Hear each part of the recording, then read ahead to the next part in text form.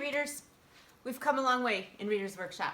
I want you to take a couple of minutes and as a whole group, looking at our poster on the wall, talk about what a great reading experience looks like. Pause here. All right, now as a whole group, look at our poster in the back.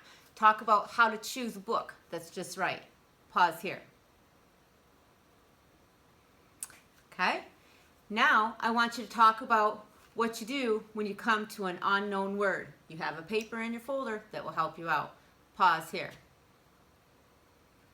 Okay, one last thing. What do you do when you are confused? When you're reading and you get confused when you're reading? Pause here. Right. You should know that you're going to stop, go back, and reread. Make sure that the book is a good fit for you. Yesterday, we talked about how to do a really nice retelling. Okay? Stop right now, pause the video, and talk about what a good retelling looks like. Things you remember from yesterday. Pause. All right. Remember, when you're retelling, you're not giving every single little detail. You're giving the most important details. You're not giving too little, and you're not giving too much. Today, you're going to do the opposite. You're going to practice listening with an open mind. Being a good listener is just as important as being a good speaker. When you're being a good listener, you do things that you give cues or clues to the person that's speaking to you. When they're talking to you, you might do something like this.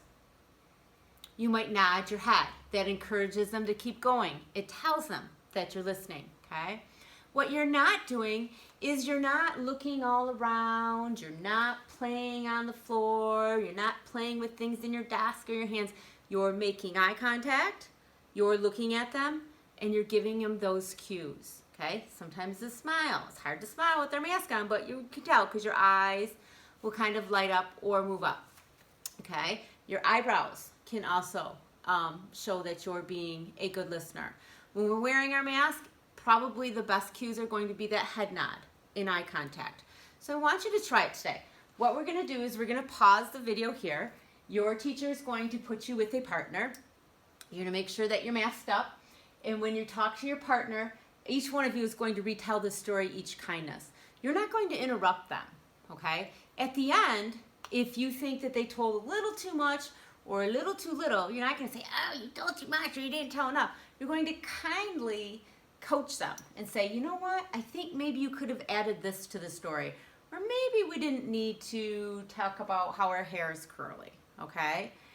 So you're going to be kind with one another as you do this, okay? We're still practicing how to be good speakers and retellers, but today's lesson is really about being a good listener.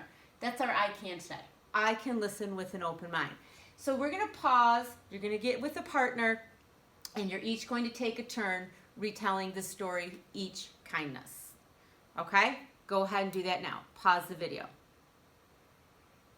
All right. Hopefully you were a very good listener, and hopefully you used everything we learned yesterday on how to be a good speaker. So today, in your